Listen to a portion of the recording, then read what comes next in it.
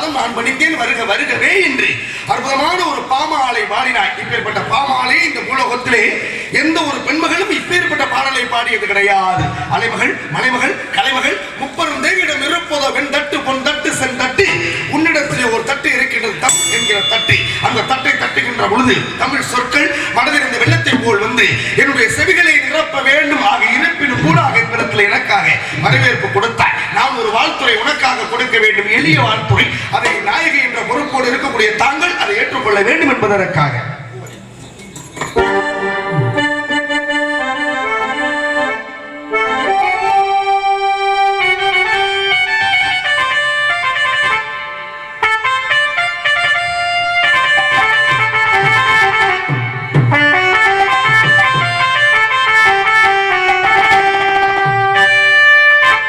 பொன்னொன்று கண்டே பெண்ணுக்கு இல்லை என்று நான் சொல்ல வேண்டுமா?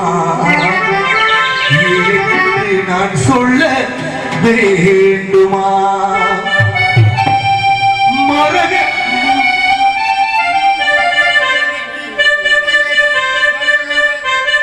மரகதவல்லிக்கு மணக்கோலம் என் மங்கள செல்விக்கு மணக்கோலம் கண்கொண்ட தாமரை கால் கொண்டு நடந்தாள் தாமரை கண்களிலே நீர் கோலோ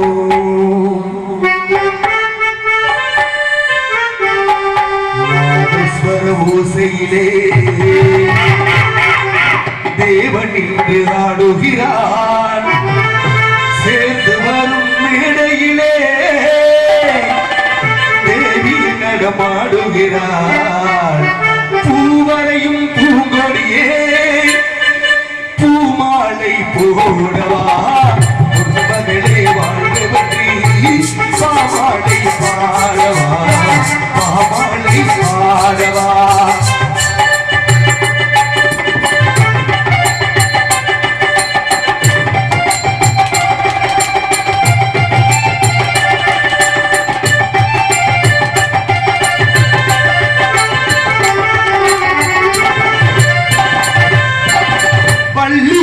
வாழ்க்கையிலே 16 பெற்றிடவே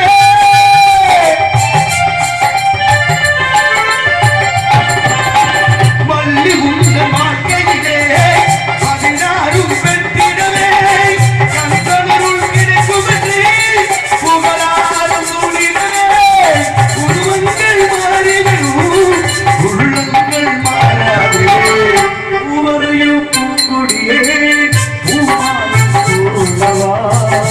மகளே வாழ்க வெற்றி பாமாலை பாடவா பாமாலை பாடவா.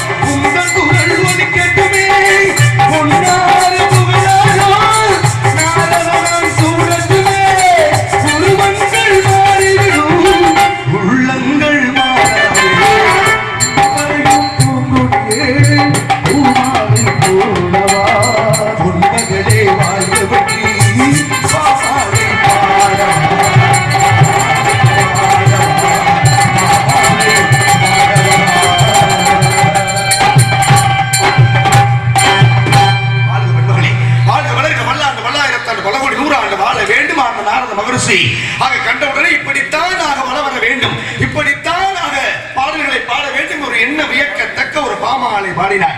ஆக இப்பேற்பட்ட இடத்திலே உன்னிடத்திலே ஒரு சில விவரங்கள் கேட்டு தெரிந்து கொள்ள வேண்டும் என்ற ஆசையோடு வந்திருக்கின்றேன். கேட்கலாமாமா? கேளுங்க சுவாமி, தெரிஞ்ச வரைக்கும் படுங்க சொல்ல தெரியலனா உங்கள்ட்ட கேட்டு தெரிஞ்சுக்கிறேன். கேளுங்கள், தரப்படும் தட்டுங்கள் திறக்கப்படும் சொன்னார்களே, கேட்டால் கிடைக்குமா? தட்டினால் தான் திறக்குமா? இடம் இருந்து கேட்கணும், இடம் இருந்து தொலைச்ச இடத்துல தேடினா தான் கிடைக்கும். எல்லா இடத்துலயும் தட்டிட்டோம்னா கிடைக்கும் நம்பிக்கை கிடையாது. ஒரு சில இடங்கள்ல தான் கதவு திறக்கின்றது.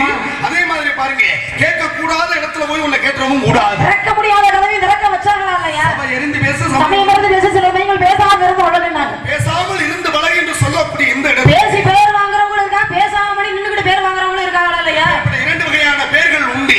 ஆக இந்த இடத்துல நம்பிக்கை என்பது, ஆக நம்பிக்கையில் எத்தனை வகை நம்பிக்கை உண்டு? 4 வகையான நம்பிக்கை இருக்கு. என்ன நம்பிக்கை? தன்னம்பிக்கை, அவநம்பிக்கை, மூட நம்பிக்கை, தெய்வ நம்பிக்கை. இந்த இடத்துல நீங்கள் வந்தது தன்னம்பிக்கை கொண்டா, மூட நம்பிக்கை கொண்டா, தெய்வ நம்பிக்கை கொண்டா, நம்பிக்கை கொண்டா? தன்னம்பிக்கையோட தெய்வ நம்பிக்கையை சேர்த்து. அப்ப தன்னம்பிக்கை மனிதனுக்கு இருக்கக்கூடாது, அவநம்பிக்கையும் மூட நம்பிக்கையும் இருக்கக்கூடாது. அவநம்பிக்கை என்பது என்ன, மூட நம்பிக்கை என்பது என்னமா? அவநம்பிக்கை அப்படிங்கிறது தெரியாத விஷயங்கள் நம்ம தெரிஞ்சுக்கணும்னு ஆசைப்படுறது, அது அவநம்பிக்கை. சரி. மூட நம்பிக்கைங்கிறது ஒரு விஷயம் சொல்றோம் அப்படின்னா அந்த விஷயம் உண்மையா இருக்குமா இல்லையான்னு உடனே நம்பிடுறது. தெரியாத விஷயத்தை தெரிந்து கொள்ள வேண்டும் என்பது அவநம்பிக்கைன்னு சொன்னீங்கல்ல. இந்த உலகத்துல ஒரு விஷயம் தெரியல, ஆக அதை தெரிந்து கொள்ள வேண்டும்ங்கிற ஒவ்வொரு மனிதர்களுக்கும் ஆசை உள்ளத்திலே உதிக்குமா உதிக்காதா? உதிக்குமே. அப்புறம் அதை அவநம்பிக்கைன்னு எப்படி சொல்றீங்க? ஆசைப்படலாம் சுவாமி, பேராசைப்பட கூடாது இல்லையா? ஆசைக்கு பேராசைக்கு வித்தியாசம் இருக்கு இல்லையா? என்ன பேராசை என்பது என்ன? ஆசை என்பது ஒரு பொருளை பார்த்தோம்னா இது நமக்கு கிடைக்கணும்னு நினைச்சா அது ஆசை. சரி. அந்த பொருள் நமக்கு கிடைச்சே ஆகணும் அப்படின்னா அது பேராசை தானே. இந்த உலகத்திலே தூங்காமல் தூங்கி சுகம் வருவது எக்காலம் என்று சொன்னார்கள். ஒவ்வொரு முனிவர்களும் ரிஷிமார்களும் அமர்ந்து தவம் செய்கின்றார்களே, ஆக இந்த ஒரு இறைவன் நமக்கு கிடைக்கணுங்கிற நோக்கத்தோடு ஆக தவத்தி இருக்கின்றார்கள். அப்படி அந்த இறைவன் காட்சி கொடுக்கின்றானா, காட்சி கொடுக்காமலே போகின்றானா? எப்படி கேக்குறீங்க? இப்போ ஒரு மலையில உட்கார்றாரு, ஒரு முனிவர்கள் உட்கார்றாங்க, அந்த ஒரு சிவனை நோக்கி தவம் செய்கிறாங்க. தவம் செய்கின்ற பொழுது சிவன் கடைசியாக காட்சி கொடுக்கின்றானா, கொடுக்கலையா? தவம் இருக்கிற நிலையை பொறுத்து இருக்கு. எப்படி ஆங்காரத்தை உள்ளடக்கி ஐம்பது சுட்டடி சரியான நிலையில தவம் இருந்தா கண்டிப்பா இறைவன் காட்சி கொடுப்பார். சரி. காட்சி கொடுத்து கேட்கக்கூடிய வரத்தை கொடுப்பாரு. கொஞ்சம் சலனம் ஏற்பட்டா இறைவன் காட்சி கொடுக்கறது வாய்ப்பு கிடையாது. ஒரே ஒரு அற்புதமான ஒரு விஷயம் சொன்னீங்க, அதாவது சரியான முறைகளில் இறைவனை உள்ள முருக நினைத்து தவம் இருப்பவர்களுக்கு அந்த இறைவன் காட்சி கொடுப்பாங்க. எந்த முனிவர்களும் இறைவனை நோக்கித்தானே வந்திருக்காங்க. அதுக்கு இடையூறாக யாராவது தவம் கலைந்து சென்றவர்கள் உண்டா? இருக்காங்க இந்த உலகத்துல. விஸ்வாமித்திரர் போகலையா சுவாமி? தவம் இருக்கிற மேனகை என்று சொல்லக்கூடிய பெண்ணை பார்த்து தன்னுடைய தவத்தை விடுது இல்லையா? அப்ப நீங்க என்ன சொல்ல வர்றீங்கன்னா, பாருங்க, ஒரு முனிவராகப்பட்ட சிந்தனைங்கிறது எங்கேயும் சிதறாமல் இருக்கணும் இல்லையா? சிதறாமல் இருந்தா தான் அதுக்கு பேரு தவம்னு பேரு. இன்றைய உலகத்துல இல்லையா? தவம் இருக்குதுன்ற பேர்ல மனச பல இடங்கள் அலைவாய விட்டோம்னு வச்சுக்கோங்களேன், அது பேரு தவம் கிடையாது. அலைவாய்வது இந்த ஐம்புலன்களை அடக்கணும்னு சொல்லியிருக்கேன். மெய், வாய், கண், மூக்கு, செவி, இந்த ஐந்தையும் அடக்கக்கூடிய நிலை. இப்ப வாய வேணா மூடிடலாம், மூக்க மூட முடியுமா? செவிய மூட முடியுமா? கண்களையும் வாயை வேணா மூடிடலாம், ஐம்புலன்களையும் அடக்கி ஆளணும்னு சொல்றாங்களே. அப்ப அஞ்சையும் மூடி தாண்டா ஒரு இறைவனை. அதனாலதான் சித்தர்கள் என்ன பண்ணுவாங்கன்னா மூச்சு காற்றை அடக்குவாங்க. மூச்சு காற்றை அடக்குறதுனாலதான் உங்களுக்கு ஆயுள் கூடுது அப்படிங்கிறது சித்தர்களுடைய வாக்கு இல்லையா? ஒரு மனிதன் விடக்கூடிய மூச்சு கணக்கு என்ன தெரியுமா? ஒரு நாளைக்கு ஒரு மனிதன் விடக்கூடிய மூச்சினுடைய கணக்கு 21,600 முறை விடுகின்றான். 21,600 முறை ஒரு மனிதன் ஒரு நாளைக்கு மூச்சு காற்று விடுறான் இல்லையா? அது குறைந்தால் கூட பிரச்சனை கிடையாது. ஏன்னா சித்தர்கள் எல்லாம் குறைப்பாங்க மூச்சு காற்று. அளவினை குறைக்கத்தான் ஆயுள் அவங்களுக்கு கூடிக்கிட்டே போகுமா. ஆனா மூச்சு காற்று அதிகமா விட ஆரம்பிச்சுன்னு வச்சுக்கோங்களேன், உடம்புல நோயின்னு அர்த்தம். அதான் மூச்சு காற்று வேகமா போய்கிட்டு குறைஞ்சாலும் கூட பிரச்சனை கிடையாது இல்லையா? ஆனா கூடிருச்சுன்னு வச்சுக்கோங்களேன், அதுதான் உடம்புக்கு பிரச்சனைன்னு சொன்னாங்க. சரி, பாருங்க, உடம்புக்கு நோய் வந்து விட்டால் அதாவது மூச்சு காற்று கூடுதல் ஆகும்னு சொல்றீங்க. இப்போ ஒண்ணு இல்லமா, ஒரு நாளைக்கு சராசரி ஒரு மனிதன் விடக்கூடிய மூச்சு எத்தனை சொன்னீங்கன்னா 21,600 தடவை. 21,600 முறை விடுகின்றானே, இதை சரியாக எப்பொழுதுமே சரியா விடுறானா? இப்போ ஓடுறான் ஒருத்தன், ஓடிக்கொண்டு இருக்கின்ற பொழுது மூச்சு காற்று எப்படி போகும்? வேகமா போகும். அப்ப அவனுக்கு நோய் வாய்ப்பட்டவன்னு சொல்றதா இல்ல எப்படி? நீங்க தானே சொல்றீங்க. சுவாமி, ஒரு மனுஷன் ஒரு வேலை வாங்குறான், ஓடுறது எதுக்கு? ஒரு கடினமான வேலை வாங்குறோம்னாலே மூச்சு அதிகமா வாங்குமா இல்லையா? அதுக்காக அவனுக்கு நோய் வாய்ப்பட்டு அர்த்தமா? அதிகமா விடுறான்னு என்ன அர்த்தம்? எந்த வேலையும் பார்க்காம எந்த உடல் பயிற்சி செய்யாம இருக்கும் பொழுது அதிகமா மூச்சு வாங்குது பாத்தீங்களா? கோபப்படுறோம் பாத்தீங்களா? ஒரு மனிதனுக்கு கோபம்ங்கிறதுனா தானா மூச்சு காற்று அதிகமா வர ஆரம்பிச்சது இல்லையா? அதனாலதான் உடல் ரீதியா பாதிக்கப்படுற ரத்த அழுத்தம் அதிகமாகும். ரத்த அழுத்தம் அதிகமான உடல் ரீதியாக நம்ம பாதிக்கப்படுவோம் இல்லையா? அதனாலதான் மூச்சு காற்று அதிகமா விடக்கூடாது. ஒரு மனிதனுக்கு கோபம்ங்கிறது வரக்கூடாது. கோபம்ங்கிறது ஒரு மனிதனுக்கு வந்தா இந்த கோபத்தை என்ன தெரியுமா சொல்றாங்க? பிறர் செய்யக்கூடிய தவறுக்கு உனக்கு நீயே கொடுத்து கொள்ளும் தண்டனைன்னு விவேகானந்தர் சொல்றார். கோபம்ங்கிறது ஒரு மனிதனுக்கு வரக்கூடாது. இதே ராமாயணத்துல பாருங்க, ராமன லட்சுமணன் தூங்கிட்டு இருந்தார். ராமன லட்சுமணன் தூங்கிட்டு இருக்கும் போது பாருங்க, ஆஞ்சநேய பிரமாணப்பட்டவர் ராமனுக்கு லட்சுமணன் காவலா இருக்கிறார். இப்படி காவலா இருக்கும் போது பாருங்க, ஒரு சின்ன புழு என்ன படிச்சா அப்படியே ஊறி வந்து ராவணனை கடிக்கிறதுக்காக வந்துச்சான். உடனே உடனே என்ன நினைச்சா ஆஞ்சநேய பெருமானுக்கு கோபம் வந்துருச்சு. கோபம் வந்தோடனே என்ன பண்ணாரு, சாதாரண சின்ன புழு அதை நினைச்சிருந்தா சும்மா காலால வச்சு ஒரு அழுத்த அழுதுனா அதை நசிக்கணும் இல்லையா, புழுதானே. ஆனா இவர் என்ன பண்ணார், தன் கையில இருந்த கதாயுதத்தை எடுத்து அதை அடிக்கலாம்னு கோபப்பட்டு ஓங்கினார். அவர் கோபப்பட கோபப்பட இந்த புழுவினுடைய உருவம் ரொம்ப பெருசாகிட்டே வந்துச்சு. பெருசாகிட்டே வந்து அவனால சமாளிக்க முடியல. என்ன பண்றாரு, ஆஞ்சநேய பெருமாள் மூர்ச்சையாகி லட்சுமணனுடைய காலடியில போய் விழுந்துட்டார். என்னடா காலடியில ஏதோ அந்த விழுதுன்னு முடிச்சு பாக்குறாரு. ஆஞ்சநேய பெருமாள் மூர்ச்சையாகி கீழே விழுந்திருக்காரு. முடிச்சு பார்த்தா அந்த புழுவாகப்படுறது மலை போல உயரமா இருந்துச்சு, அவ்வளவு பெருசாயிருச்சு. அப்ப என்ன பண்ற, லட்சுமணனை பாக்குற, லட்சுமணன் அது மேல கோவப்பட்டு அது மேல சண்டை புரியா. அவன் கோவப்பட இந்த புழுவின உருவம் ரொம்ப பெருசா போய்கிட்டே இருந்துச்சான். மலைகள் பல மடங்கு இருந்தா எப்படி இருக்குமோ அந்த மாதிரி ஆயிருச்சான். அவனை மூர்ச்சையாகி என்ன பண்ற, ராமனுடைய காலடியில இருந்து விழுது. ராமனாக முடிச்சு பாக்குற, லட்சுமணனும் ஆஞ்சநேய பெருமானும் ரெண்டு பேருமே மூர்ச்சையாகி கீழே விழுந்திருக்கான். பார்த்தா அந்த புழுவினோட உருவம் எப்படி இருந்துச்சா, மின்னுக்கும் மண்ணுக்கும் அவ்வளவு பெரிய உருவமாயிருச்சா. உடனே ராமன் என்ன பண்ணார், அந்த புழுவை பார்த்து லேசா ஒரு சிரிப்பு சிரிச்சார். கோவப்படல, சிரிச்சார். சிரிச்சோன்னு பாருங்க, அந்த புலிவினோட உருவம் கொஞ்சம் சிறுசு ஆகிங்க. இவர் சிரிக்க சிரிக்க சிரிக்க அந்த புலிவினுடைய உருவம் சின்னமா ஆக ஆக ஆக கடைசியா இருந்த உருவத்துக்கு வந்துச்சா இல்லையா, காலில் ஒரு நசுக்கிட்டாரு. இப்ப பாருங்க, கோபம்ங்கிறது என்னைக்குமே மனுஷனுக்கு வரக்கூடாது. கோபமே வந்தாலும் கூட நீங்க சிரிங்கனே, ஒண்ணும் கிடையாது. நீங்க கோபப்படுறீங்க, உங்களை பார்த்து நான் சிரிச்சேன்னு வச்சுக்கோங்களேன், என்ன ஆகும், கொஞ்ச நேரம் பேசுவீங்க, அப்புறம் என்ன ஆகும், கோபம் தானே உங்களுக்கே தனிச்சிடும். ஏன்னா எதை பேசினாலும் நம்ம சிரிச்சுக்கிட்டே நிக்குது அப்படிங்கிற மாதிரி தனிச்சிடும். அந்த மாதிரி யாரு மேலேயும் கோபம் போடக்கூடாது. அதனால எதை விவரம் கேட்கிறேன் அப்படின்னு என்ன விவரம் கேட்கணும். கோபம் என்பது ஒவ்வொரு மனிதனுக்கும் பிறர் செய்த தவறுக்காக நமக்கு நாமே கொடுத்து கொள்ளும் தண்டனை. இதை ஒவ்வொரு மனிதனும் அறிந்து செயல்பட்டால் இந்த உலகத்திலே கோபம் என்பதை தணிக்கக்கூடிய நிலை உருவாகிறார். அற்புதமா சொன்னீங்கல்ல, மூச்சிட்டு கிடந்தவர்கள் அங்கே ராமனும் லட்சுமணனும் கிடந்தார்கள். ஏன் கடைசியாக ராவணனுடைய யுத்தத்தை ராம யுத்தத்திலே ராமனுடைய படையாட்கள் எல்லாமே மூச்சிட்டு தான் இருந்தாங்க. அப்ப யாரிடம் தூது சொன்னது போய் மூலிகை கொண்டு வந்து யார்கிட்ட சொன்னாங்க, ஆஞ்சநேய பெருமான். எத்தனையோ படை வீரர்கள் இருந்தாங்கல்ல, அத்தனை பேரும் மூச்சுட்டு தானே கிடந்தாங்க. ஆஞ்சநேயர் மட்டும் மூச்சுட்டு ஏன் கிடக்கல, என்னுடைய சந்தேகம். அத்தனை பேர் ராமன் உள்பட லட்சுமணன் உள்பட படையாட்கள் வானர வீரர்கள் அத்தனை பேருமே மூச்சுட்டு கிடைக்கின்றார்கள். பாருங்க, அந்த இடத்துல ஆஞ்சநேய பெருமான் தான் சாம்பவான் சொல்றாரு. என்ன காரணத்துக்காக மூச்சையிட்டு கிடந்தாங்க அப்படிங்கிறதுக்கு காரணம் வேணும்ல, காரணம் இருக்கு. யாரா இந்திரஜித் இட்ட பானத்தினாலே அத்தனை பேருமே மூச்சுட்டு கிடக்கின்றார்கள். அப்ப அந்த மூச்சுட்டு கிடக்கக்கூடிய உயிர் எழுப்பணும்னா அப்ப மூலிகை வேணும்னா அந்த மூலிகை யார்கிட்ட சொல்றாங்க, ஆஞ்சநேய பெருமானை போய் எடுத்துட்டு வர சொல்றாங்க. அப்ப எங்க எடுத்துட்டு வந்தாரு, சஞ்சீவி மலைக்கு போறாரு. பாருங்க, சஞ்சீவி மலையில போறாரு. இந்த உலகத்துல எங்கும் இல்லாத மூலிகை அங்குதான் உருவாக்கப்பட்டதா. அப்ப போய் என்ன பண்றாரு, மூலிகையை மட்டும் பறிச்சுட்டு வந்தாரா, இல்லை மலையவே பெயர்த்து எடுத்துட்டு வந்தார். அவர் சொன்னது அவருக்கு தெரியல எது சஞ்சீவி மருந்து அப்படிங்கிறது தெரியல. அதனால தன்னுடைய மலையவே பெயர்த்து எடுத்துட்டு வந்துட்டாங்க ஆஞ்சநேய பெருமான். ஆஞ்சநேய பெருமானுக்கு என்ன தெரியல, இந்த மூலிகை எதுன்னு தெரியல. ஆஞ்சநேய பெருமானுக்கு என்ன தெரியலன்னு சொன்னீங்க, இந்த மூலிகை என்னது அப்படிங்கிறது தெரியல. உண்மையிலே வீட்டுல படிச்சியா இல்ல சோத்த வடிச்சியா, படிக்கவும் செய்யணும் வடிக்கவும் செய்யணும். படிக்கிறத வடிக்கத்தான் செய்யணும். ஆனா ஏன் கற்க கசடர கற்பவை கற்றப்பின் நிற்கும் அதற்கு தகவல் வள்ளுவர் சொன்னார். பாருங்க, கற்க கசடரன்னா படிக்கக்கூடிய விஷயத்தை பிள்ளை இல்லாமல் படிக்கணும், பிள்ளை இல்லாமல் படிச்சதை பிள்ளை இல்லாமல் பேசணும். அதனால கசட அரன்னார் வள்ளுவர். கசட அற படிக்கக்கூடியது என்ன இல்லாமல் படிக்கணும், பிள்ளை இல்லாமல் படிக்கணும். நீங்க பிள்ளையோட படிச்சிருக்கீங்களே, நான் என்ன சுவாமி பிள்ளை ஏதோ எங்களுக்கு தெரிஞ்சதை நான் பேசுறோம். நீங்க எல்லா விஷயத்திலும் இருக்கக்கூடியவர், நாங்க அப்படி கிடையாதுல்ல. என்ன இருக்கா கத்த நாங்க வந்து சொல்ல முடியும். நீங்க எதை வேணாலும் சொல்லுவேன், எதை வேணாலும் கேட்டுட்டு போறீங்களா. ஏன் தப்பா பேசுனா மறுத்து பேசுங்க. நீ என்ன சொல்ற அப்படின்னா, நீங்க தப்பா பேசுறேன்னு தெரியுது இல்ல, இப்ப தப்பா பேசுனா மறுத்து பேசுங்க. தப்பா பேசுற காரணம் என்னவென்றால் அவர் மறக்க கிடையாது. அவர் சொன்ன விஷயம் மூலிகை கொண்டு வான்னு சொல்றாரு, இவர் போய் மலையை கொண்டு வராரு. என்ன மூலிகைன்னு அவருக்கு தெரியலையா? ஒரு தெய்வத்துக்கு ஆஞ்சநேய பெருமான் தெய்வீக தன்மை தானே, ராமனுடைய தூதுவன் தானே. அப்ப அவருக்கு எப்படி இந்த மூலிகை தெரியாமல் போயிடும்? இதை நீ சொல்லுவ நான் ஏத்துக்க முடியுமா? சபை, நீ ஆரம்பத்தில் என்ன சொன்ன, சபையை இருந்து பேசு, சமயம் இருந்து பேசு.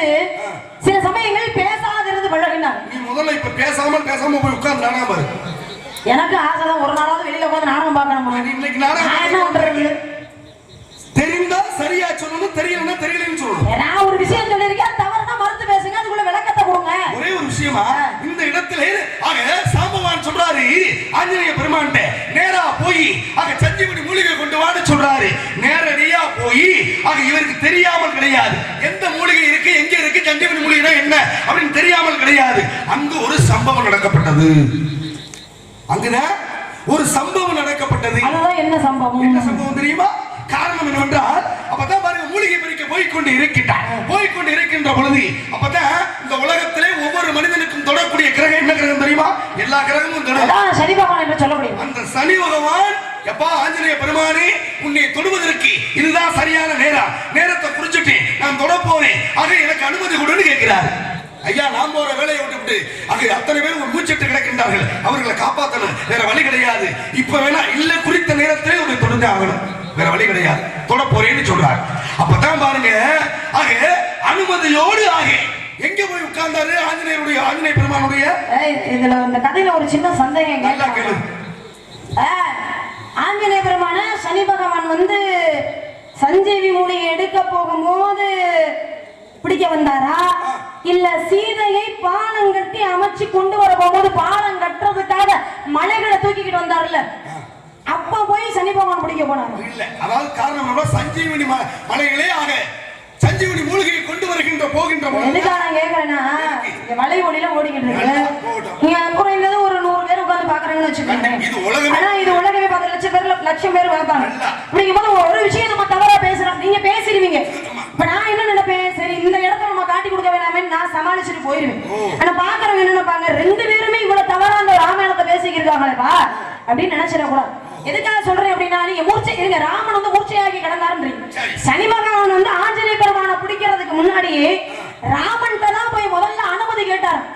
ராமா, இந்த மாதிரி ஆஞ்சநேய பெருமானை பிடிக்கலாம்னு வந்திருக்கேன், நான் ஆஞ்சநேய பெருமானை பிடிக்கலாம்னு ராமன் கேட்டாரேப்பா, உன்னுடைய வேலை என்ன, எந்த நேரத்துக்கு யாரை பிடிக்கிறோமோ அவளை பிடிக்க முடியுதா உன்னுடைய வேலை, இதுக்கேப்ப என்னட்ட அனுமதி கேட்கிற, நீ தாராளமா போய் பிடிச்சுக்கோ அப்படின்னு சொல்றாரு ராமன். இப்ப நீங்க சொன்னீங்களே மூர்ச்சையாகி கிடந்து, யாரு? ராமன், லட்சுமணன், படை எல்லாருமே மூர்ச்சையாகி கிடக்கும் போது சஞ்சீவி மூலிகை எடுக்க போகும்போதுதான் சனி பகவான் வந்து கேட்டாருங்கிறீங்க. ஆனா மூர்ச்சையாகிறதுக்கு முன்னாலேயே பாலம் கட்டும் பொழுது ராமன் போய் கேட்கிறார் அனுமதி, ராமன் அனுமதி கொடுக்கிறார். சரிப்பா, உன்னுடைய வேலை நீ பிடிச்சுக்கின்றார். ஆஞ்சநேய பெருமான் போய் கேட்கும் போது அப்பதான் ஆஞ்சநேய பெருமான் என்ன சொல்றாரு, சீதைய ராமன் வந்து தூக்கிட்டு போயிட்டான், ராமன் பாலம் அமைச்சுக்கிட்டு இருக்கிறார், பாலம் அமைக்கிறதுக்கு நான் பெரிய பாறைகள்லாம் எடுத்துக்கொண்டே சேர்த்துக்கிட்டு இருக்கேன், இந்த சமயத்துல நீ என்ன பிடிச்ச அந்த வேலை கெட்டு போயிடும், அதனால அந்த பாலம் எல்லாம் அமைச்சு சீதையை நான் கூட்டிட்டு வந்துடுறோம், அதுக்கப்புறம் நீ என்னை பிடிச்சிக்கணும்னு சொல்ற. அப்பதான் சனி பகவான் என்ன சொல்றாரு, ஏற்கனவே விநாயக பெருமான் இன்று போய் நாளை வான்னு சொல்லி ஏமாத்தீங்க, இனிமேல ஒன்னத நான் ஏமாற தயாரா கிடையாது, நான் இன்னைக்கே உன்னை பிடிச்சாகணும்னு சொல்றேன். சரி, பிடிக்கணும் முடிவு பண்ணிட்டேன், என் தலையில பிடிச்சுக்கின்றாரு. யாரும் ஆஞ்சநேய பெருமானே சொல்றாரு, என் தலையில ஏறி பிடிச்சுக்கணும். தலையில ஏறி பிடிக்கிறாரு. அது வரைக்கும் சின்ன சின்ன மலைகளா கற்களா தூக்கி வச்சாரு ஆஞ்சநேய பெருமான். என்ன பண்றாரு, பெரிய பெரிய மலைகளா பெயர்த்து தலையில வைக்க ஆரம்பிச்சுட்டார். தலையில இருக்கிறது யாரு? சனி பகவான். அப்ப சனி பகவான் வழி தாங்க முடியாம ஆஞ்சநேயன் இறக்கி கீழே இறக்கி விடுறான். அப்பதான் கீழே இறக்கி விடுறாரு. அப்ப என்ன சொல்றாரு, இன்றையிலிருந்து நீ என்னை விட்டு போ, தவறு கிடையாது, உன்னை நான் பொழைச்சு கொள்கிறேன். ஆனா நீ யாரை பிடிக்கிறாயோ, என் தலைவன் ராமனுடைய நாமத்தை யார் ஓடுகின்றார்களோ அவர்களுக்கு இருக்கக்கூடிய இடத்துல இருந்து கொஞ்சம் உக்கரத்தை குறைச்சுக்கணும். அதனாலதான் சனி பகவான் பிடிச்சவங்க ஆஞ்சநேய பெருமானுடைய ஆலயத்துக்கு போய் ஸ்ரீராம ஜெயம்னு 108 தடவை எழுதி அவருடைய கழுத்துல போட்டோம் அப்படின்னா சனி பகவானுடைய உக்கரம் குறையும் அப்படிங்கிறது ராமாயணத்துடைய கூற்று. சொன்னேன். அப்படியே இதுக்குள்ள ஒரு சின்ன சந்தேகம் மட்டும் நீங்க தெளிவுபடுத்திடணும். அதாவது சேது பாலம் அமைக்கின்ற பொழுதுதான், அதுக்கு முன்னாடி நீங்க அந்த விஷயத்தை விட்டுட்டீங்க. இல்ல இல்ல, ஒரு விஷயம் பேசுறோம்னா அதை முடிச்சுட்டு அப்புறம் அடுத்த விஷயத்துக்கு போறோம். சஞ்சீவி மூலிகை எடுக்க போனார்ல, எதுக்காக எடுக்க போனாரு நான் மறந்துட்டாருன்னு அவருக்கு வந்து தெரியல. அதனால என்ன பண்றாரு, மலையே பெயர்த்து எடுத்துட்டு வந்துட்டாரு அப்படின்னு எனக்கு தெரிஞ்சதை நான் சொன்னேன். ஆனா அப்படி கிடையாது அப்படின்னு நீங்க சொன்னீங்க. அப்ப அது என்ன காரணத்துக்காக மலையை பெயர்த்து எடுத்துட்டு அதை முடிச்சிருங்க, அப்புறம் அடுத்த விஷயத்துக்கு போறோம். அதனாலதான் இப்ப நீங்க என்ன சொல்றீங்கன்னா, சேது பாலம் அமைக்கின்ற பொழுதுதான் சனி பகவான் தொட்டார். அப்பொழுதுதான் சின்ன சின்ன பாறாங்களை தூக்கி வைக்கின்ற பொழுது அப்ப இவன் போக பெரும் பாறாங்களை தூக்கி தலையில வச்சாரு. அப்பா அப்பா என்னை விட்டுறா சாமி அப்படின்றாரு. அப்ப ஒரு வரம் கேட்கிறாரு, உன்னை நான் விடணும்னா சனி தோஷம் பிடித்த பக்தர்கள் இருக்காங்களா இல்லையா, அதாவது என்னுடைய தலைவன் ராமனுடைய சனி தோஷம் பிடிச்சாச்சுன்னா ஆஞ்சநேயர் கோவிலுக்கு போவாங்களா, ராமனுடைய கோவிலுக்கு போவாங்களா?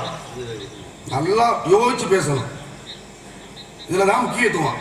யாராவது நான் ராமனை போய் வணங்குறேன், சனி தோஷம் முடிச்சிருச்சு, எனக்கு 7.5 சனி தொட்டுருச்சு, நான் போய் ராமனை வணங்குறேன். அப்ப ராமன் கோயிலுக்கு போகணும்னு சொல்லவே இல்லையேங்க. என் ராமன் என் ராமனுடைய நாமத்தை ஓதுகிற போது கொஞ்சம் உக்கரத்தை குறைச்சுக்கணும். 7.5 ஆண்டுன்னா அதை கொஞ்சம் 7.5 மாதமா அப்படி குறைச்சுக்கணும். அப்படி ஒரு விஷயம் நான் உலகத்துக்கே நான் வர்றேன். இன்னும் நீங்க அந்த விஷயத்தை முடிக்கவே இல்லை. நான் முடிக்கிறதுக்காக தான் நீங்க அதை முடிச்சுட்டு அப்புறம் இந்த விஷயத்துக்கு வாங்க. பதில் சொல்றேன், ஒன்றும் தப்பு கிடையாது. சொன்ன விஷயத்த பேசி முடிச்சுட்டு அப்ப ஏன்னா அதை மறந்துருவோம். நம்ம இல்ல மறப்பதற்காக நான் சொல்லல, எதுக்காகனா வாதி பிரதிவாதி. இப்ப நான் ஒரு விஷயத்தை சொல்லியிருக்கேன், நீ வந்து இந்த அவர் சொன்ன கட்டளை என்ன? சாம்பவான் போய் மலையை தூக்கிட்டு வா, மலையில இருக்க மூலிகை நான் தேர்ந்தெடுத்துக்கிறேன்னு சொன்னாரா, இல்ல மூலிகை கொண்டு வான்னு சொன்னாரா? மூலிகை எடுத்துட்டு வா அப்படின்றாரு. அப்ப இவர் என்ன முட்டாளா? ஆஞ்சநேயரு, நீ ஒரு வேலை, உங்கள்ட்ட நான் பணியாளனா இருக்கேன், நீங்க எனக்கு ஒரு வேலை சொல்றீங்க, நீங்க சொல்ற வேலையை விட்டுவிட்டு நான் இன்னொரு வேலையை கொண்டு வந்தேன்னா நீங்க என்ன நினைப்பீங்க? நல்லா யோசிங்க.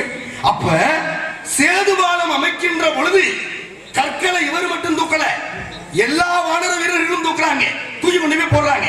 ஆனால் அவர் சொன்ன வேலை ஒன்று, நேரா வர்றாரு, அந்த மாத்திரத்திலே சனி பகவான் சொல்றாரு, சரி உட்கார்ந்துக்கன்னு சொல்லிட்டாரு.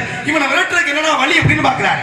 சஞ்சீவினி மலையை தூக்கி என்ன பண்றாரு, தூக்கி கையில கொண்டு வந்தோம்னா இவனை விரட்ட முடியாது அப்படின்னு தூக்கி முதல்ல தலையில வைக்கிறாரு. இவனை விரட்டுறதுக்கு வழி இல்லை, இல்லைன்னா 4 கீரை அப்படின்னு வர்றதுக்கு என்னென்ன மூலிகை தெரியுமா? பிரதி சஞ்சீவினி, சந்தானகரணி, வசூலியகரணி, சாவலியகரணி. அவர் மொட்டையா 3 மூலிகை, அதாவது மொட்டையா மூலிகை பகிடுவான்னு சொல்லல, 4 வகையான மூலிகை கொண்டு வானார். சொன்னதைத்தான் செய்யணும் மணியாளம். அப்ப 4 வகையான மூலிகை, இந்த 4 வகையான மூலிகையையும் கொண்டு வர சொல்றீங்களே, இதுக்கு என்னங்க தன்மைன்னு கேட்கிறாரு. யாரு? ஆஞ்சநேயர் சாம்பவான்ட்ட கேட்கிறாரு. சாம்பவான் சொல்றாரு, ஒவ்வொரு மூலிகைக்கும் ஒவ்வொரு தன்மைகள் உண்டுடா. அதாவது பிரதி சஞ்சீவினா இறந்தவனை உயிரிழப்பக்கூடியது. சந்தா நகரணி அப்படிங்கிற மூலிகை போர்க்களத்துல வெட்டுப்பட்டு காயப்பட்டு இருக்கு பாரு, அந்த மூலிகையை கிடந்தோம்னா அந்த காயம் ஆறி போகும்டா. பிரதி சஞ்சீவினி, சந்தானகரணி. வசூலியகரணி அப்படின்னா வெட்டுப்பட்ட கையோ காலோ ஆக ஒட்ட வச்சோம்னா ஒட்டிக்கிறா அப்படின்னா அந்த மூலிகைக்கு அவ்வளவு தன்மைடான்ட்டான். இதை யாரு சொல்றது? சாம்பவான் சொல்றாரு ஆஞ்சநேயர்கிட்ட. ஆனால் பாருங்க, பிரதி சஞ்சீவினி, சந்தானகரணி, வசூலியகரணி, சாவல்யகரணி. தழும்புகள் இருக்கு பாருங்க, ஒவ்வொரு காயங்களும் ஆக ஆறி தழும்பா இருக்குமா இல்லையா? அந்த கசாயத்தை போட்டா தழும்புகள் மறையும், இதை கொண்டுட்டு வராங்க. அப்பதான் போய் மூலிகையினுடைய தன்மையும் சொல்லிட்டாரு, மூலிகையும் சொல்லிட்டாரு. இவர் போய் ஏன் மலையை தூக்கி வரணும்? நல்லா யோசிங்க. நான் தான் சொல்லிட்டேன் ஒரு விஷயம் பேசலாம். 4 பேரை சொல்லிட்டாரு, சொல்லிட்டா மூலிகை என்னன்னு தெரிஞ்சிருமா? கண்டிப்பாக இன்னென்ன மூலிகை இருக்குப்பா அப்படின்ட்டாரு. எப்படி சொல்லி புரிய வைக்கிறது? நல்லா ஏதாவது தெளிவா கொடுங்க. மருத்துவமனைக்கு போறோம். சரி, மருத்துவமனைக்கு போறோம், நமக்கு உடல் சரியில்லைன்னு மருத்துவர் நமக்கு வாயில மாத்திரைய சொல்றாரு, என்னென்ன மாத்திரை போட்டுக்கங்கன்றாரு. நேரம் மருந்து கடைக்கு போயிடுவான். போனதுக்கு அப்புறம் என்ன பண்ணுவான்? என்ன மருந்து சொன்னாருன்னு சரியா ஞாபகம் இல்லைங்க. மனிதர்களுக்கு இருக்கும். சரி, காய்ச்சலுக்குன்னு சொல்லி வாங்குவான், கொண்டு அவர்கிட்ட காட்டுவோம். திருப்பி இதுதான்ப்பான்னு சொன்னாருன்னா சாப்பிடுவான், இல்லப்பான்னு சொன்னாருன்னா அப்புறம் மாத்தி வாங்கிக்குவோம். அப்படின்னு நினைப்பமா இல்லையா? அது மாதிரி ஆஞ்சநேய பெருமாள் சொல்றாரு, 4 நீங்க சொன்ன மாதிரி பறிச்சுட்டுலாம் வர சொன்னதெல்லாம் உண்மைதான்.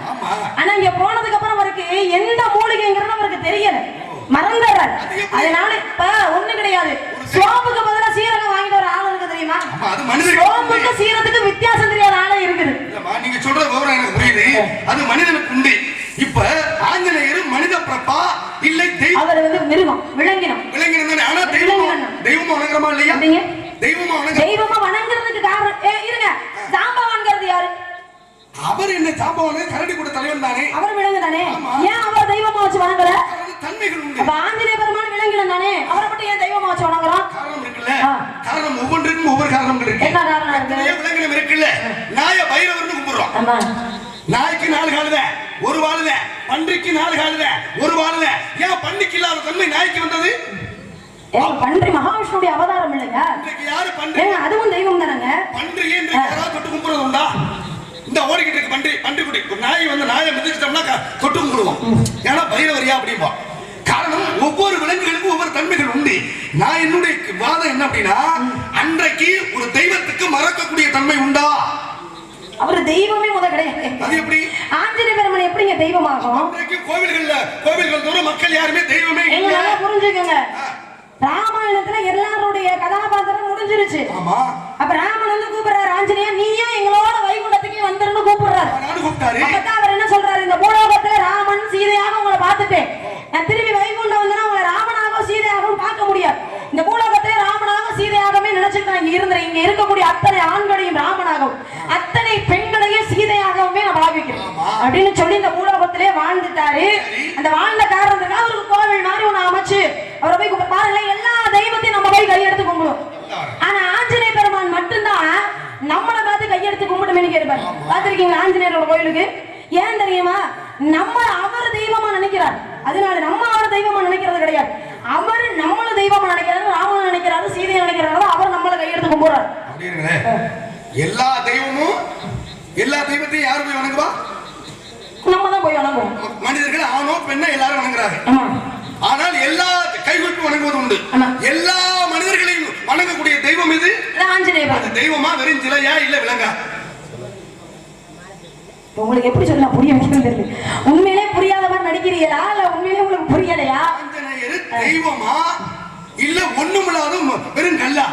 என்னுடைய கேள்வி. அதாவது நீங்க என்ன சொல்றீங்கன்னா ஆஞ்சநேயர் மட்டும் எல்லா ஆண்களையும் பெண்களையும் கும்பிடுறது தெய்வமா பாக்குறவங்களுக்கு ஒரு தெய்வம், இன்னும் 2 பேர் இருக்காங்க அந்த மாதிரி கல்லா பாக்குறவங்களுக்கு கல்லு.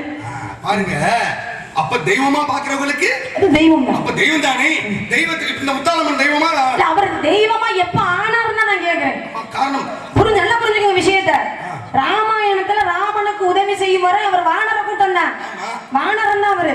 ஆனா அவர் எப்பொழுது தெய்வமாக ஆனார் அப்படிங்கிறதுக்கு காரணம் இருக்குல்ல. ஒரே ஒரு விஷயம், வைகுண்டத்துக்கு வானரம் கூப்பிட்டாரா? இவர் ஏன் போகல?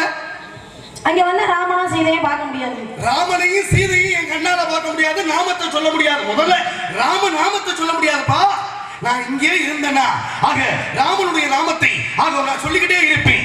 சொல்லிக்கிட்டே உன்னுடைய நாமத்தை சொல்கின்ற பொழுது யாரெல்லாம் ராம நாமத்தை சொல்கின்றார்களோ சொல்கிறவர்களுக்கும் புண்ணியம், அதை கேட்பவர்களுக்கும் புண்ணியம். இந்த புண்ணிய பூமியில நான் புண்ணியமா உன் பேரை சொல்லிக்கிட்டே இருக்கேன். என்னை பக்தர்கள் வணங்குவா. அப்பதான் அவர் சொல்றாரு, என்னுடைய நாமத்தை சொல்லிக்கொண்டு இந்த பூமியில இருந்தா உன்னை வணங்கக்கூடியவர்கள் அத்தனையும் பக்தர்களாக உனக்கு. இப்ப ஒரு விஷயம் நான் கேட்கிறேன் அவங்க, இதுல ஒரு மிகப்பெரிய சந்தேகம். என்ன வேணும்? அப்புறம் தரமா, அப்புறம் வந்து முடிச்சுட்டு போகும்போது தரமா, முடிச்சுட்டு போகும்போது தரேன். அப்படியே வாங்க, நான் தர்றேன். சரி, கொடுங்க நல்ல விஷயம், வாங்கிட்டு போங்க. அப்புறமா வாங்க, பின்னால தரேன். அற்புதமா ஆக சொல்லக்கூடிய நிலை. இன்றைக்கு கோவில் கருவறை இருக்கலாமா? அந்த கருவறைக்குள்ளே கருவறை, அதாவது ஒரு தெய்வம் எதுக்குள்ள இருக்கும்னு சொன்னாங்க? கருவறைக்குள்ள இருக்கும்னா ஒரு குழந்தை எதுக்குள்ள இருக்கும்னு சொன்னாங்க? அது தாயுடைய கருவறைக்குள்ள இருக்கும்னா. இப்போ ஒரு மனிதனுக்கு எத்தனை அறிவு? மனிதனுக்கு 6 அறிவு, தெய்வத்துக்கு 8 அறிவு. இப்போ ஓரறிவு யாருக்கு? ஓரறிவு மரம் செடி கொடிகளுக்கு, ஈரறிவு புழு பூச்சிகளுக்கு, நீர் வாழக்கூடியது, பறவைகளுக்கு, விலங்கினத்துக்கு, மனிதர்களுக்கு, முனிவர்களுக்கு, 8 அறிவு தெய்வத்துக்கு. அப்ப 6 அறிவு பொருந்திய மனிதன் தெய்வமாக முடியுமா? தெய்வமாக முடியாதா? வாழ்கின்ற பொழுது இறந்த பிறகு வேணா கூட தெய்வமா வச்சு கும்பிடுறாங்க. ஒரு மனிதன் வாழ்ந்து கொண்டு இருக்கின்ற பொழுது தெய்வமாக முடியுமான்னு என்னுடைய கேள்வி. கருவறைக்குள்ள இருக்கக்கூடிய தெய்வமும் தெய்வம், இந்த கருவறைக்குள்ள பெண் சுமக்கக்கூடிய கருவறைக்குள்ள இருக்கக்கூடிய குழந்தையும், ஆக இதுக்கு பேரு கருவறைங்க. கருவறையினாலே தெய்வம் குடிக்கொண்டு இருக்கக்கூடியது மனிதனை. ஆமா, கருவறைக்குள்ள இருந்து வரக்கூடிய குழந்தை என்னன்னு சொல்றோம்? தெய்வத்துக்கு சமம் தானே சொல்றோம்.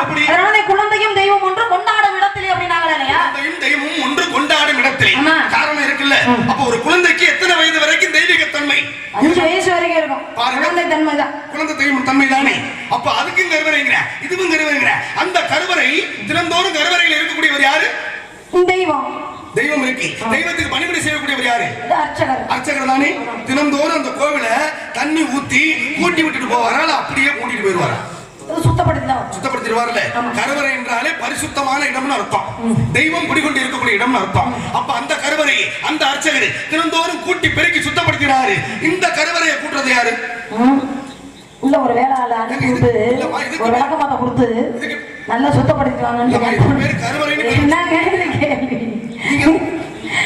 நான் கேட்ட கேள்வி, உண்மையிலே இந்த கேள்வி எல்லாம் எங்க இருந்து நீங்க படிக்கிறீங்க? உண்மையிலே எனக்கு தெரியல. கருவறைங்கிறது சுத்தப்படுத்தக்கூடிய இடம். இந்த தாயுடைய கருவறைங்கிறது குழந்தை பிறந்ததுக்கு அப்புறம் சுத்தப்படுத்தக்கூடிய இடம் இல்லையா? தாயுடைய கருவறை எப்படி? ஒரு குழந்தை கோவில் இருக்கு, கோவில் கருவறைக்குள்ள நம்ம அப்பைக்கு அப்ப சுத்தப்படுத்திக்குவோம் இல்லையா? அபிஷேகம் பண்ணுவோம், கொஞ்சம் கொஞ்சம் அப்பைக்கு அப்ப சுத்தப்படுத்திக்குவோம். ஆனா மொத்தமா சுத்தப்படுத்துவோம் தெரியுமா ஒரு தடவை? அது எப்ப தெரியுமா? ஒரு கோவில எங்க இருந்து வந்துச்சு வார்த்தை? கும்பாபிஷேகம் அன்னைக்குதான் மொத்தமா சுத்தம் பண்ணுவோம். கும்பாபிஷேகம் எத்தனை வருஷத்துக்கு ஒரு முறை நடக்கும்? 12 வருடத்துக்கு ஒரு முறை நடப்பது. 12 வருஷத்துக்கு ஒரு முறை அங்க எப்படி சுத்தப்படுத்துறோமோ அது மாதிரி ஒரு குழந்தை வயிற்றுல சுமக்கக்கூடியது 12 மாதம். இந்த 12 மாசத்துக்கு அப்புறம் மொத்தமா இந்த கருவறையை சுத்தப்படுத்துவோம். பாருங்க, அப்ப நீங்க என்ன சொல்ல வர்றீங்கன்னா, ஒரு தெய்வத்தினுடைய முழு சுத்தம் என்பது ஒரு கும்பாபிஷேகம் நடக்கின்ற பொழுது கோவில் கருவறை சுத்தமாகுது, கோவிலை சுத்தமாயிருது. ஆனால் ஒரு பெண்மகள் சுமக்கக்கூடிய குழந்தை முந்தி தவம் இருந்து 300 நாள் சுமந்து அந்தி பகலாக அர்ச்சிவனை அர்ச்சித்து தொந்தி சரிய பெற்றெடுக்கின்றாளே தாய். பட்டினத்தார் தான் பாடுறாரு. இருங்க, முந்தி தவம் இருந்து 300 நாள் சுமர்ந்து. அது என்ன 300 நாள்? 300 நாள் என்பது ஆக 10 மாதம் சுமந்துட்டாங்க. 300 நாள்ல எந்த குழந்தை பிறக்கும் சொல்லுங்க? அதாவது 300 நாள் அப்படின்னா என்ன குழந்தை பிறக்கும்? தாமதமாக 300 நாள் முழுமையானால் பெண் குழந்தை தாமதமா பிறக்கும். ஆண் குழந்தை கொஞ்சம் வீரியமா இருக்கிறதுனால வேகமா வந்துருவேன். நாள் குறைவா பிறந்தா ஆம்பளை பிள்ளை, சொன்ன தேதிக்கு மேல பிறந்தா அது பொம்பளை பிள்ளை. அப்படி இருக்குல்ல? இப்போ ஒரு ஆம்பளை பிள்ளை பொம்பளை பிள்ளை நீங்க சொன்னீங்க. அற்புதமான ஒரு பாடல் பாடுங்களே. ஆக பிள்ளை நிலா இரண்டும் வெள்ளை நிலா. பாருங்க, பிள்ளை நிலா இரண்டும் வெள்ளை நிலான்னு பாடுனீங்க. சிங்க குட்டிய பாருங்க, ஒவ்வொரு தாய் தந்தையருக்கு தன் பிள்ளைகள் மீது அற்புதமான ஒரு அன்பும் பண்பும் பாசமும் நிறைந்த உலகம் இது. இப்ப நீங்க என்ன சொன்னீங்க? வேகமா பிறந்துட்டா குறிப்பிட்ட தேதிக்கு முன்னாலே பிறந்தா என்ன பிள்ளை? அது ஆம்பளை பிள்ளை. தாமதமா பிறந்தா அது பொம்பளை பிள்ளை. பொம்பளை பிள்ளை. சுய பிரசவம் என்பது எல்லா பெண்களுக்கு ஆகுதாங்க? இப்ப யாருக்கு ஆகுறது? ஏன் ஆகல? அது கொண்டு வந்துட்டாங்க. இதெல்லாம் என்ன சாமி நடைமுறையில அப்படி கொண்டு வந்துட்டாங்க. உணவின் ரீதியா உடல் வந்து அதை ஏத்துக்கிறது கிடையாது. உணவு ரீதியா அவ்வளவு காலகட்டத்துல நல்லா சாப்பிட்டாங்க. வரப்புல நடந்து போயிருப்பாங்க, விறகு கட்டை தூக்கிட்டு போயிட்டு திடீர்னு வைத்த வளைக்குமா புள்ள வரக்குமா, ஒரு கையில புள்ளையும் ஒரு தலையில விறகு கட்டை தூக்கிட்டு வீட்டுக்கு போவாங்க. அப்படி உள்ள காலகட்டம்ல மாறி போச்சு. சரி, உணவு முறை மாறி விட்டது. அதனால வந்து ஆக எல்லாம் அறுவை சிகிச்சையில முடிந்ததுன்னு சொன்னீங்க. ஆமா. இப்ப என்னுடைய கேள்வி என்ன தெரியுமா? இப்ப உங்களுக்கு 3 ஆம்பளை பிள்ளையா பிறக்குது, எனக்கு 3 பொம்பளை பிள்ளை. ஆண் பிள்ளைங்கிறது எனக்கு 4 உங்களுக்கு 4 பிறந்துருச்சு. உங்களுக்கு 3 ஆண் குழந்தையாவே பிறக்குன்னு சரி. ஒரு பொம்பளை பிள்ளை வேண்டி நேரா பழனிமலை முருகனுக்கு ஒரு மொட்டை போட்டு வருவான் அப்படின்னு ஒரு மனசுக்குள்ள உதயமாகுதுன்னு வச்சுக்கோங்களேன். போயிட்டு வந்ததுக்கு அப்புறம் 4வது ஆம்பளை பிள்ளையா பிறந்துருது. நீங்க கேட்டது அங்க பொம்பளை பிள்ளை. 4வது ஆம்பளை பிள்ளையா பிறந்துருது. இது உங்க மேல தவறா இல்ல உங்க புருஷன் மேல தவறா? எப்படிங்க? கேள்விக்கு மட்டும் பதில் சொல்லுங்க. 4வது ஆம்பளை பிள்ளையா பிறந்துருச்சு. உங்களுக்கு 3 ஆம்பளை பிள்ளை. நான் போய் பழனி முருகன் போய் வேண்டிக்கிட்டு வர்றேன், ஆம்பளை பிள்ளையா பிறந்துருச்சு. இது யாரு மேல தவறான்னு கேக்குறீங்க? அதாவது கூடியது இதுக்கு காரணம் யாருன்னா உங்களுடைய கணவரும் நீங்க இருந்த. இதுல எந்த மாற்று கருத்தும் கிடையாது. அதுல எந்த மாற்று கருத்து கிடையாது. மாற்று கருத்து கிடையாது. தெய்வத்து மேல நம்ம பழிய போடக்கூடாது, நம்ம மேலதான் தப்பு. அப்ப பாருங்க, உங்க கணவர் மீது வந்ததா நான் கேட்ட வரத்தை கொடுக்க முடியும். 3வது ஆம்பளை பிள்ளை பிறந்தது கணவன் மீது தவறு. எப்படி? அதான் இடங்களை பின்களை சொல்ல முடியும். இடங்களை என்ன இடது பக்கம் நாசியிலே அதிகமாக சுவாசம் வரும்போது ஒரு பெண்ணோட கூடணும்னா அது பொம்பளை புள்ள. சரி. வலது நாசியில அதிகமா சுவாசம் வரும்பொழுது ஒரு பெண்ணோட கூடணும் அப்படின்னா அது ஆம்பளை புள்ள. 2 நாசியிலே சம அளவுல மூச்சு காற்று வரும்போது சேர்ந்தோம்னா அதுதான் ஆணும் இல்லாமல் பெண்ணும் இல்லாமல் பிறக்கிற அழி என்று சொல்லக்கூடிய திருநங்கை. வலது நாசியிலே சுவாசம் வருகின்ற பொழுது மனைவியோடு கூடி நான் என்ன குழந்தை? ஆம்பளை பிள்ளை. இடது நாசியிலே சுவாசம் ஓடுகின்ற பொழுது மனைவியோடு கூடி நான் என்ன குழந்தை? அது பொம்பளை பிள்ளை. 2 நாசியிலே சம அளவா காற்று வருகின்ற பொழுது கூடி நான் என்ன வரும்? அது ஆணும் இல்லாமல் பெண்ணும் இல்லாமல் பிறந்துரும். ஆணும் இல்லாமல் பெண்ணும் இல்லாமல் திருநங்கை என்று சொல்லலாம். இப்ப திருநங்கை என்பது யாரு? அது ஆணும் இல்லாமல் பெண்ணும் இல்லாமல் பிறக்கிறது. ஆண் பாதி பெண் பாதி. ஆண் பாதி பெண் பாதி. இப்ப ஆணுடைய குணம் இருக்குமா பெண்ணுடைய குணம்? ஆண் பாதி பெண் பாதின்னு சொல்லியாச்சு. இப்ப ஆணுடைய வீரம் ஆனா பிறப்பாக கொஞ்சம் வளரும் போது அவருடைய தோற்றத்துடைய வளரும், அந்த பாலின ரீதியா அவங்களுடைய நடைமுறை பாவனை இதெல்லாம் மாறிடுச்சு, அப்படியே பொம்பளையா மாறிடுவாங்க. சரி, அப்ப பெண்ணாக மாறக்கூடிய தன்மை உண்டு இந்த உலகத்திலே. அப்ப வெறும் பாருங்க, மூச்சு காற்றை வைத்து இதை அளந்து இந்த உலகத்துக்கு சொன்னவர் யார் தெரியுமா? திருமூலர் சொல்லுகின்றார். வலது நாசிலே ஓடுகின்ற பொழுது கூடினால் ஆண் குழந்தை, இடது நாசிலே ஓடுகின்ற பொழுது கூடினால் பெண் குழந்தை, 2 சமாளாக வந்தா ஆக திருநங்கை என்று சொல்லக்கூடிய. இப்ப திருநங்கையில 2 வகை உண்டு. திருநங்கையில 2 வகை உண்டு. திருநங்கை, திருநம்பி. திருநம்பிங்கிறது பெண்ணா பிறந்து ஆணா மாறிட்டா மாறிட்டாங்கன்னா அவங்க திருநம்பி, ஆணா பிறந்து பெண்ணா மாறிட்டா அவங்க திருநங்கை. திருநங்கைக்கும் திருநம்பிக்கும் எவ்வளவு வித்தியாசம் இருக்கின்றது. அப்ப இப்பேற்பட்ட இடத்திலே இங்க எதுக்காக வந்திருக்கீங்க? காவல். என்ன காவல்? திணைக்காவல், செந்தினை கரந்து. யாருக்காக? முருகனுக்காக. முருகனுக்காக நீங்க ஏன் வரணும்? குமரி காத்தாதான் குமரன் ஏத்துக்குவான். குமரி காத்தாதான் குமரன் ஏத்துக்குவான். எந்த குமரன் ஏற்றுக்கொள்வான். ஏன் கிளவி காத்தால் குமரன் ஏற்றுக்கொள்ள மாட்டான்? நானே கிளவி தானே, அப்புறம் என்ன? கிளவி என்றாலே தலைவி என்று. நான் தலைவி, நான் ஒரு கிளவி, நான் காவல் ஆகிறேன், அதனால ஏத்துக்குவார், ஒன்றும் பிரச்சனை கிடையாது. குன்று இருக்கும் இடமெல்லாம் குமரன் இருக்கும் இடம். நாங்க குன்று இருக்கிற இடம் மட்டுமா குமரன் இருக்கிறார்? உலகத்துல எல்லா இடத்துலயும் நிறைஞ்சுதான் இருக்கிறார். எல்லா இடத்திலையும் வியாபித்துக் கொண்டு இருப்பவன் முருகப்பெருமான். இப்ப இதுல இன்னொரு நான் முருகான ஒரு வார்த்தையை சொன்னாலே போதுமா, மும்மூர்த்திகள் அதுக்குள்ள அடக்கம். அதனாலதான் முருகா முருகா முருகான்னு சொன்னோம்னா நம்ம மூன்று ஜென்மத்துல செய்த பாவம் எல்லாம் போயிருமா. செஞ்ச பாவம் கொஞ்சம் நஞ்சமா இல்ல, நான் பொதுவா சொல்றேன் சாமி, நீங்க வேற எதுக்கு? இப்ப அப்படி நினைங்களே, ஈசானம் தப்புருஷம் அகோர வாமதேவம் தத்யோஜாதம் அதேமுகம். இந்த 6 முகமும் யாருக்கு உண்டு? சிவனுக்கு தானே உண்டு. சிவன் நெற்றிக்கல்ல இருந்து எத்தனை தீப்பொறிகள் உருவானது? 6 தீப்பொறிகளாக. 6 தீப்பொறிகளாக அதை சுமந்து சென்றவர்கள் யாரு? முதல்ல வந்து அக்னி பகவான்கிட்ட கொடுத்தாங்க. அக்னி பகவானால தாங்க முடியல. வாயு பகவான்கிட்ட கொடுத்தாங்க. வாயு பகவானால தாங்க முடியல. கங்கை கிட்ட கொண்டு கொடுத்தாங்க. கங்கையால தாங்க முடியல, கொண்டு சரவண பொய்களை கொண்டு விட்டாங்க. சரவண பொய்களை விடுகின்ற பொழுது எதுல வர்றாங்க? 6 தாமரை மலர்கள். 6 தாமரை மலர்களுக்கு கீழே என்ன இருந்தது? தண்ணீர் இருந்துச்சு. நெருப்பை கொண்டு போய் தண்ணி கிட்ட வச்சோம்னா அந்த நெருப்பு அணையுமா எரியுமா? அணைஞ்சிருமா இல்லையா? அணைஞ்சிருமில்ல. அப்புறம் நீங்க என்ன அணைக்க வந்திருக்கீங்க? அவர்தான் அங்கே அணைச்சிட்டாங்களே. யாரு சிரிச்சது? அவங்கதான் அங்கே அணைச்சிட்டாங்களே, நீங்க இங்க அணைக்க வந்திருக்கீங்களே, எதுக்காக? யாராவது சரி இருங்க, உங்கள்கிட்ட நான் கேட்கிறேன். இப்ப அனலாசுரன் ஒரு அசுரன் அவன் என்ன பண்றா, தனக்கு உட்பட்ட எல்லா பகுதிகளையும் எரிச்சு நாசமாக அனல் தானே, அனலாசுரன் தானே, எல்லாத்தையும் அழிச்சுக்கிட்டு இருக்கான். அப்ப அவரோட போரிட்டு அவரை ஜெயிச்சது யாருன்னு தெரியுமா? விநாயகர் பெருமான். என்ன பண்றாரு, போரிடுறாரு, அவனால ஜெயிக்கவே முடியல. அப்ப என்ன பண்றாரு, தன்னுடைய துதிக்கையால அனலாசுரனை மொத்தமா வாரி முழுங்கிறார். முழுங்கின பாருங்க, முழுங்கினது நெருப்பு தானே, அனல் தானே. அப்ப என்ன ஆகுது அவருக்கு? அனல் பீரிட்டு எழுப்புகின்றது உடம்பு முழுவதும். சாதாரண சுடுதண்ணியை குடிச்சிட்டாலே நமக்கு கொஞ்ச நேரத்துக்கு உள்ள எரிய ஆரம்பிச்சிடும். தூக்கி முழுங்கினது அனல. அப்ப அனலை முழுங்கினா எரிய தானே ஆரம்பிக்கும். அப்ப எதை கொடுத்து அந்த அனலை அணைச்சாங்க அப்படிங்கிறது தெரியுமா? அருகம்புல் மாலையை போட்டு பாருங்க, அந்த அனலை தணிக்க. அருகம்புல்ல கொடுத்தாங்க, அனல் அங்க அணைஞ்சிருச்சு. ஏற்கனவே தான் அங்க அருகம்புல்ல கொடுத்து அணைச்சிட்டாங்களே, அப்ப ஏன் இன்னமும் விநாயகருடைய ஆலயத்துக்கு போனோம்னா அருகம்புல் மாலையை போடுறோம்? காரணம் என்ன தெரியுமா? அதன் நினைவாக அவனுடைய உள்ளத்தை குளிர வைத்தார். நம்மளுடைய குடும்பமும் உள்ளமும் நம்ம அதாவது குளிர்ச்சி பெறும் என்பது ஒரு ஐதீகம். அதேதான். அப்ப அங்க நெருப்பு அணைச்சால நெருப்புல இருந்து வந்தவர் தானே முருகப்பெருமான். அப்படிங்கிறதுக்காக நாங்க வந்து குளிர்ச்சியானதை அவருக்கு படைக்கிறோம். நீங்க பாருங்க, குளிர்ச்சிகரமான பொருளத்தை அவருக்கு படைக்கணும் நோக்கத்தோடு சிந்தனை கொண்டே படைக்கிறீங்க. ஆமா, உனக்கு தானப்பா தெரியும், தெரியும். ஆமா, மலையோடு ஓடிக்கிட்டு ஆக இருப்பினும் கூட கதையின் பிரகாரம் போக வேண்டும் என்பதற்காக வண்டு வழி கற்கண்டு மொழி மாதிரி எதுக்காக அந்த விஷயத்தை சொல்லுங்க. மலை ஒளிக்காக வண்டு வழி கற்கண்டு மொழி மாதிரி வண்டு வழி கற்கண்டு மொழி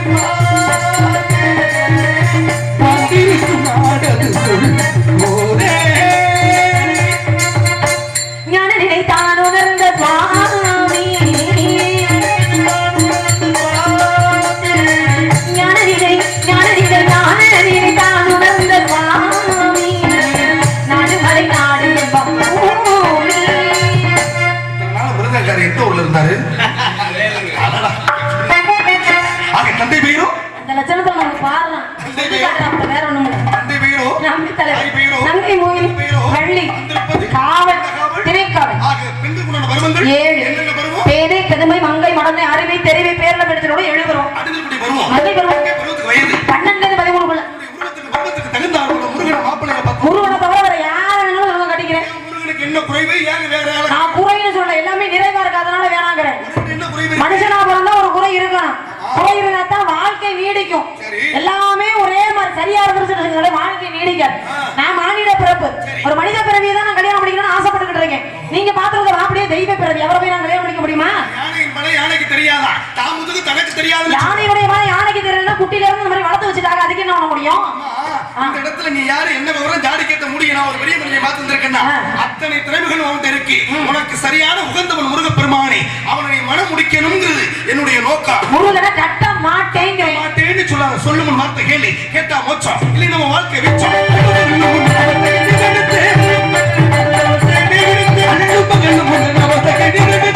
அவனை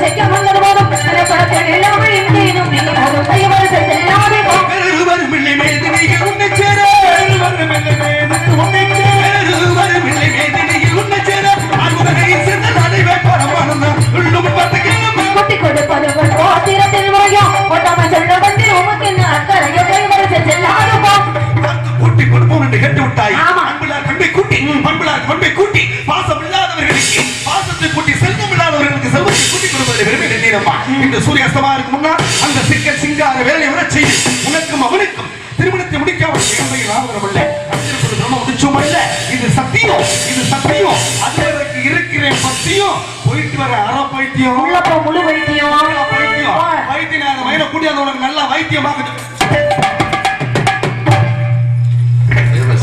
ஒரு நல்ல மருத்துவமனைக்கு கூட்டிட்டு போங்க ஆளு கேட்கறாங்க அவர் போய் 1/2 மணி நேரம் ஆச்சுதான் தகப்பா விடுறதுக்குள்ள கல்யாணம் எல்லாரும் கல்யாணத்துக்கு வந்துருங்க